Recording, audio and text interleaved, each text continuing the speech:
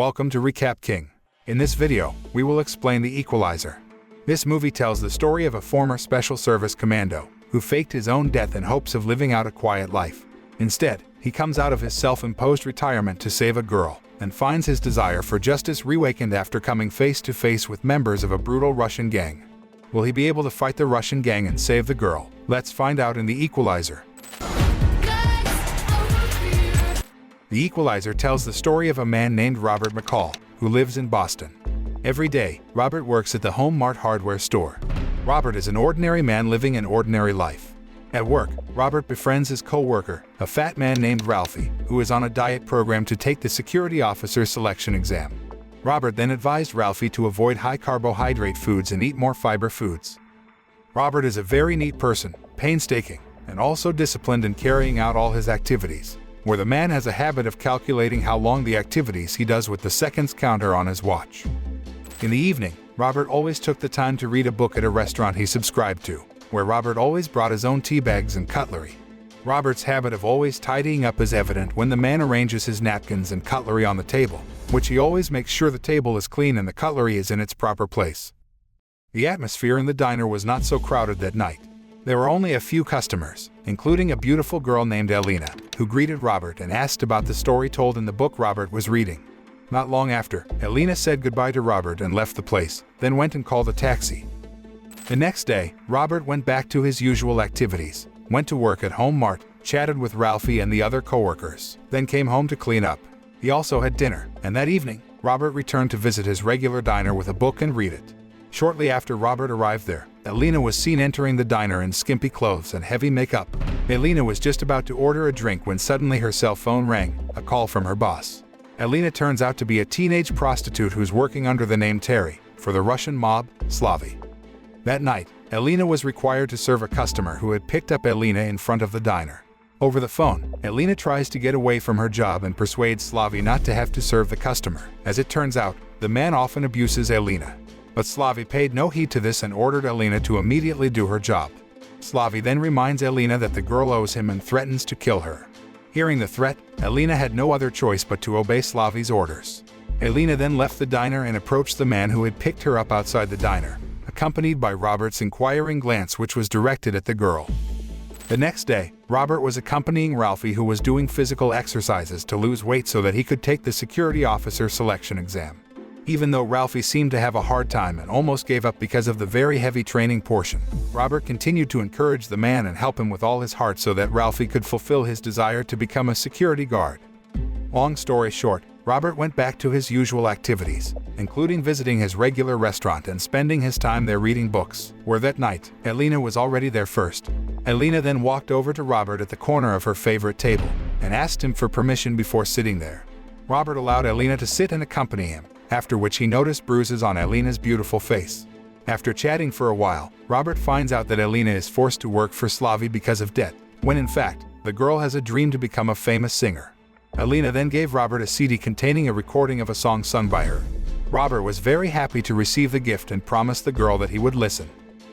After spending time chatting casually at the diner, Robert then decided to take Elena home on foot. Along the way, they had quite an interesting conversation, until finally, a car stopped right in front of them. A man, who was none other than Slavy, got out of the car and went straight to Elena. Slavy then slapped and strangled Elena because the girl had disappointed her customer last night and demanded compensation from Slavy. Seeing this, Robert was about to help Elena, but Slavy then threatened him not to interfere. Slavy then gave a business card to Robert and asked the man to contact him if he needed a comfort woman. After that, Slavy took Elena away from there. In the following nights, Robert no longer saw Elena at his regular diner. One night, one of the employees at the diner told Robert that Elena had been beaten by someone and was currently being treated at the hospital. Hearing this, Robert then went to the hospital and found Elena lying helpless with a face covered in bruises. A girl who is Elena's co-worker named Mandy then tells Robert that Elena has been beaten by Slavy for often rebelling and disobeying Slavy's orders. Seeing Elena's very poor condition and also suffering because she often received harsh treatment from customers and her pimp, Robert then became sorry and decided to help Elena get out of the problems and complicated situations she faced. The scene then switches and shows Slavy entering his fancy restaurant. Slavy then headed to his office, where several of his men had been waiting for the man's arrival to deposit some money from the people who owed Slavy. Not long after, Robert entered Slavy's office and offered the man some money to free Alina, so that the girl would no longer have to work for Slavy. But the offer was immediately rejected by Slavy and said that he could make more money if Alina returned to work for him. Since Slavy refused his offer, Robert took the money back and walked towards the door. After being in front of the door, Robert did not immediately leave Slavy's office. The man instead locked the door and turned his body to face Slavy and his henchmen. For a while, Robert made a brief observation of the people in the room, as well as the items in there, where Robert estimated that it would take him only 16 seconds to kill everyone in the room. Slavy and all his henchmen were overthrown by Robert, who slaughtered them with a cold, expressionless face. Slavy begged Robert to spare his life, but it was too late since Slavy flatly refused Robert's offer at the start of their meeting. After that, Robert went home and went back to his usual activities on the following days. Robert had watched a broadcast on television that reported on the murder of Slavy and his henchmen, where the police concluded that the murder was due to a heated feud between gangs that often occurred. The scene then switches and shows a man named Teddy Renson, who has just landed in the United States and immediately rushed to the location of Slavy's murder. Teddy is an errand boy for Vladimir Pushkin, Slavy's boss, who is sent to investigate Slavy's murder and find the mastermind behind the murder. As a former member of the Russian secret police with special force training, Teddy could easily conclude that the person who had killed Slavy and his henchmen was not a random person, but rather someone who was trained to fight and kill. Meanwhile, Robert is shocked by the news of Ralphie's resignation. When Robert visited Ralphie at his residence, the man seemed to be helping his mother clean up his mother's shop, which was deliberately set on fire by corrupt police officers because her mother refused to give the security allowance. Because of this, Ralphie decided to quit his job at Home Mart and wanted to focus on helping his mother at the store. In the evening, Robert decides to help Ralphie, where the man secretly follows corrupt cops who collect security allowances from small business owners in Ralphie's area. Robert then recorded the actions of the corrupt policemen, then came to them and threatened to distribute the footage if they did not stop their actions. The corrupt cops had fought back, but Robert was stronger. After being beaten by Robert to a pulp, the corrupt policemen returned what they had taken from the residence and no longer carried out the act. Because Ralphie's mother had received venture capital to renovate her shop and run her business again, Ralphie finally returned to work at Home Mart and continued his hard training and succeeded in realizing his desire to become a security officer. Elsewhere, Teddy seems to be interrogating gangsters who are often involved in business with Slavy, where Teddy does not hesitate to resort to violence to get the information he needs to find the mastermind behind Slavy's murder. With no results, Teddy then conducts an investigation with the prostitutes who are Slavy's subordinates, where Teddy finally finds out about Alina, who has had problems with Slavy recently. Teddy then goes to Mandy and urges the girl to reveal all the information about Alina and her rebellion to Slavy. Mandy then told Teddy about the black man who had come to visit Alina in the hospital. After that, Teddy kills Mandy. After receiving information from Mandy, Teddy immediately checked the CCTV cameras at the hospital and at the location of Slavy's murder, where Robert's figure was seen there even though it looked dim. One day, Robert is again faced with a situation where he is required to act quickly and incapacitate a man who is trying to rob a Home Mart cashier, who is none other than Robert's co-worker.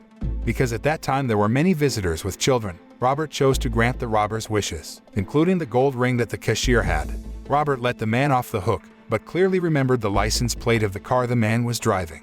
Long story short, the next day, the female cashier was very surprised to find out that her ring, which was robbed yesterday, was suddenly in the cash register, and Robert was seen wiping the big hammer he used last night to knock out the robber and take back the ring. That night, surprisingly, Teddy comes to Robert's house and claims to be a police officer who is investigating the Slavy murder case. Teddy then asks about the whereabouts of Robert, who was in a fancy restaurant on the night of Slavy's murder.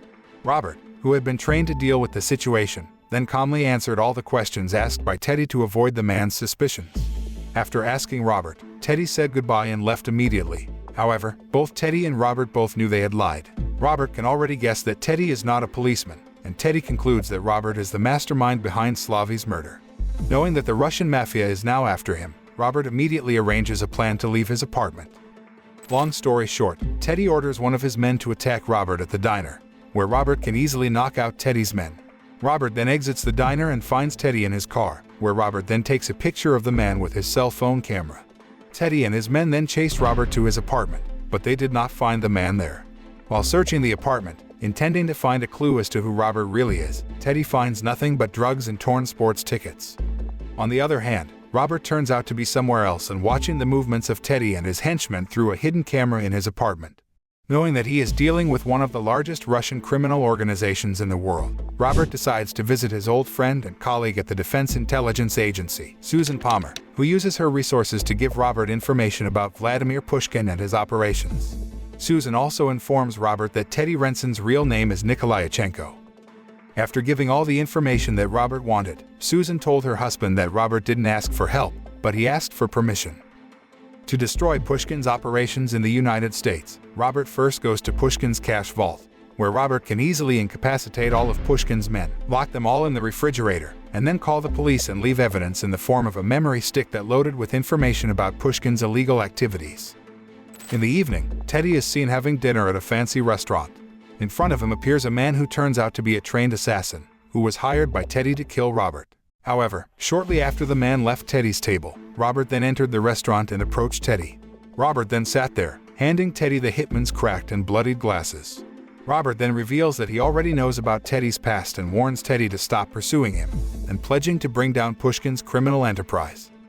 Later, Robert destroys oil tankers belonging to Pushkin, and ultimately destroys Pushkin's entire business in the United States.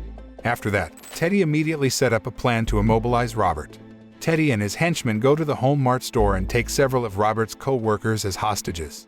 After that, Teddy called Robert and threatened to kill Robert's co-workers if he didn't come to the Home Mart store soon. Apparently Robert had expected this, where he managed to sneak into the control room and tune into the loudspeaker to distract Teddy and his henchmen. After knocking down some of Teddy's men, Robert then frees Ralphie and asks him to help their co-workers escape through the back door. After making sure Ralphie and all his co-workers were in a safe place, Robert then turned off the main lighting in the Home Mart store, leaving only the dim spotlights. Robert immediately kills Teddy's men one by one using the tools there, and eventually confronts Teddy and kills him with a nail gun. 3 days later, Robert travels to Moscow and kills all of Pushkin's guards at his mansion. Robert tricks Pushkin into electrocuting himself to death. With the death of Vladimir Pushkin, it is certain that all of his illegal operations have been terminated. After Robert returned to the United States, Alina, who had recovered from her injuries, approached him outside the grocery store. Alina reveals that she has started a new and better life after being freed from Slavy.